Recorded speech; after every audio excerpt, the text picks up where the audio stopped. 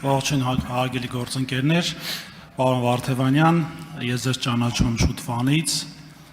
ինչպես նշեց գործընկեր պարոն Ցիսակ Գաբրիելյանը, քանի որ գովասան չեք սիրում այս տարիքում արդեն երկար ժամանակ է անցել,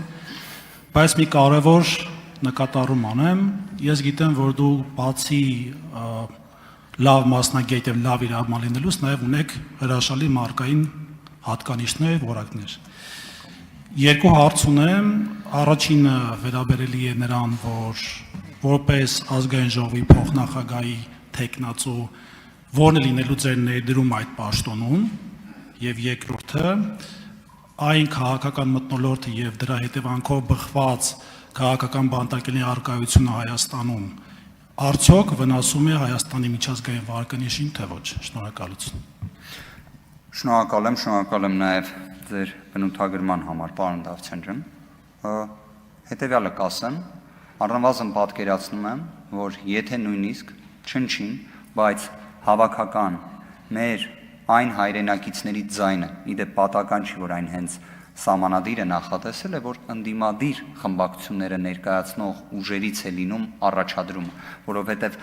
առաջնային այն պետք է ծառայի ընդդիմադիր հայացքներ ունեցող մեր այն հայրենակիցների շահերի ներկայացմանը, որովհետև այլ որևէ դեպքերում, քան ընդդիմադիր խմբակցությունների կողմից առաջադրում ազգային ժողովի նախագահի տեղակալի, մշտական հանձնաժողովների նախագահների դեպքում է, որ հենց նույնիսկ ընդգծվում է ընդդիմադիր ձևակերպումը։ Մնացյալ դեպքերում, այո, ազգային ժողովի падգամավորը պետք է ներկայացնի հայ ժողովրդին, Հայաստանի Հանրապետության քաղաքացիներին։ Տեսնում եմ հետևաբար այդ իմաստով առաջնայնորեն նշված մտահոգությունները մեր միջազգային իրավունքի տեսանկյունից էլ խորհրդարանական դիվանագիտության գործիքակազմը մի քիչ ավելի ընդլայնել։ Ես նաև կարող եմ ասել,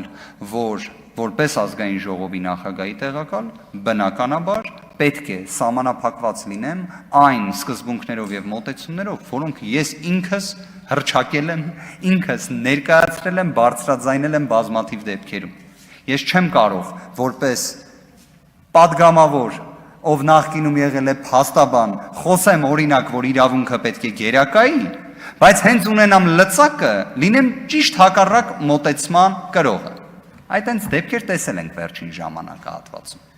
Ինչ վերաբերում է քաղաքական բանտարկյալների առկայությունը, արդյոք վնասում է Հայաստանի Հանրապետության միջազգային հեղինակությանը, վարկանիշին, միանշանակ այո։ Ավելին, վստահ եմ դա ընդհանրապես որևէ մի իրավիճակում չի կարող նվազագույն դրական հավելյալ արժեք բերել։ Բայց տեսնում ենք այդ կալանքների գերակայությունը։ Այսինքն, ինչքան կալանքի գերակայություն կա, այդքան ուրեմն իրավունքի նսեմացում կա։ Ու ընդհանրապես, եթե կալանքի, տնային կալանքի խափաման միջոցների հետ կապված մի հատ առանձին հարց լինի, շատ սիրով մի քանի հետաքրքիր հանգամանքներ էլ կներկայացնեմ։ Հենց շատ թարմ հետքերով։